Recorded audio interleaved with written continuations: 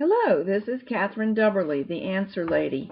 Jack and I received a question from a knitting friend recently about her brother knitting machine. Moving in one direction, the carriage moves fine. Moving the other direction, it sticks and is difficult to move and is sluggish. So we're going to help work through that problem and see what could be wrong. Okay. One of our knitting friends has said her brother is knitting fine from one side to the other, I think left to right, but not fine on the return. So what we want to do is look at this carriage and see if we can help her figure out what might be going wrong to cause this problem. I did not ask her, and she did not tell me what settings she may have used on the machine. So we're going in and in plane. But now remember, we've taken our sinker plate off. If you turn this over like so, then you still have, you've missed left to right and right to left. You switched them, right? Right. So if we turn it over away from us and set it up, left is still left and right is still right. I've been working with it already. Yeah, you're a little grimy. Okay. So when the carriage moves across the bed, this is the portion of the needle that actually runs through the carriage. So what we're going to do is we're going to move the carriage from left to right and from right. It does not matter where the needle comes in from, which it has 3 paths it can take. But watch, it must come in, go through, can't go there, must come through here, past these 2 flippers. Now if there's stiffness or dirt in this area, of course what are these flippers going to do?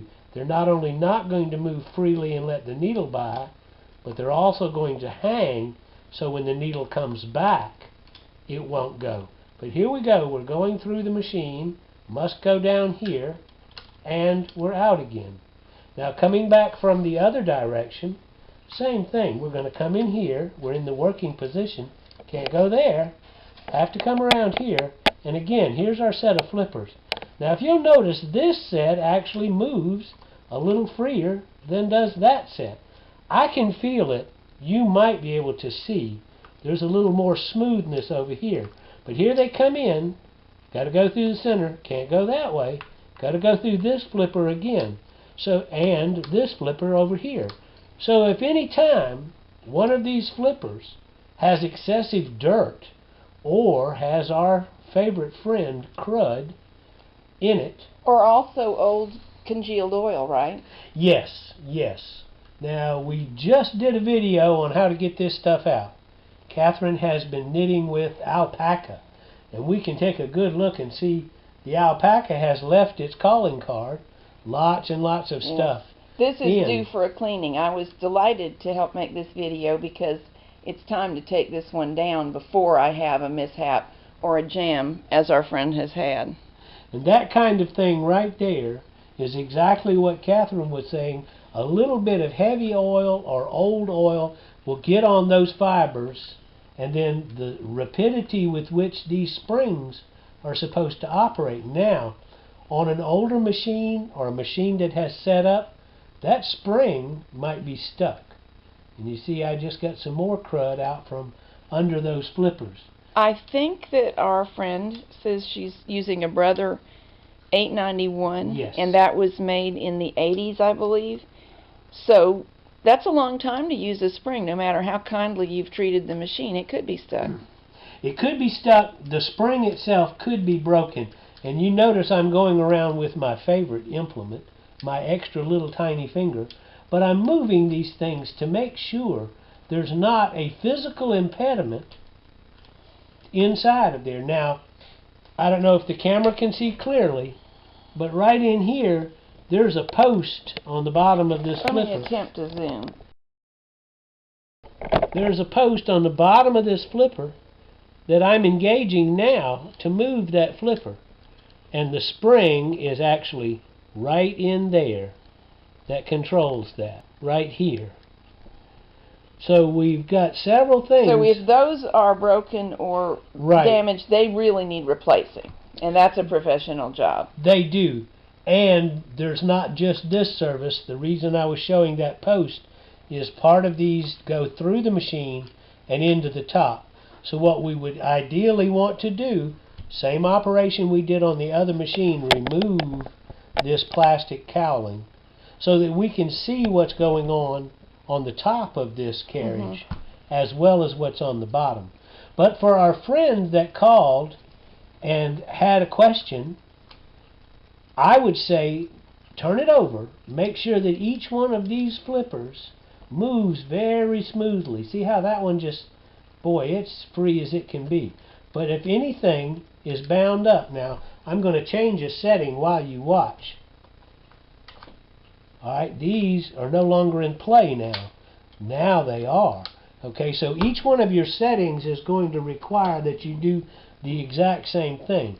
Check your passages and make sure that they're working like they're supposed to in each setting. May I interject something? Sure. Jack doesn't actually knit, so I'm going to tell you what the settings are because you're going to know them. One thing he changes is the one N to H, which is whether the needles hold from all the way out position or they'll knit back from holding position. Also, the settings on this dial that allow you to knit Fair Isle. See, we're in normal knitting. This is where we'd knit Fair Isle. I forget what we do with this one. I have to look that up in my manual. You don't need to test this one because that's what releases it from the machine, releases our carriage from the machine. But these two settings will change flippers. And again, I will hold it and I will change them, and you can see point to what's changing right here where we are changing the possibility of a path for those needles. And that's so we can knit color 1 and color 2. Right. That's right. And these things are essential. Now here's another item that moves, and here we've got our favorite friend again, crud. But you'll notice, see how freely that moves? But it won't move until it's pushed. This one I noticed is a little stiffer. And they should ideally, see that one starts to drop down, watch it closely. It starts to drop. It should drop. Gravity should bring those back down. So what we're thinking is this is a spot for lubrication and it could be a spot for deep cleaning. I think in this case it's going to be deep cleaning. Well, I'm hoping you'll help me get the cowling off, get all the plastic parts off, and we can show people how to give this one a cleaning and oil bath because I need it for mine. Okay. For our friend that has a stick in one direction problem, let me just show you one of my favorite products is Aero Kroil. It's A-E-R-O-K-R-O-I-L. There's a little reflection on the can. That's why I'm helping you out there. Okay. And it's KR oil because it's Cano Labs Research. Ah. And that's where the KR oil, and everybody says Kroil. And you can get it at a parts store. But what it is, it's a... You mean auto parts, right? Yes.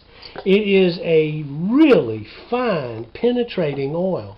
Now this is if you find something sticking and you think it's not right, but you're not going to go into the deep cleaning. Of course, can comes with nice red straw. That's the first thing that goes. But just a little squirt is all you need. Got me. It's ricocheted. Aha.